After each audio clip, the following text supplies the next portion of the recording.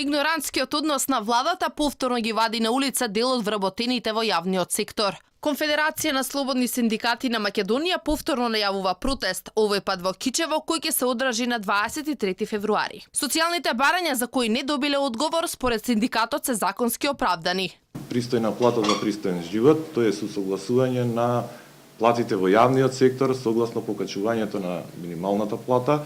Оштро ќе се спротивставиме на сите обиди за отпуштање на наши членови од јавниот сектор, исплата на К15 во јавниот сектор, од причина што владата многу популистички го најавува исплаќањето на К15 во приватниот сектор, а истата која што е наш работодавач не го почитува тоа право.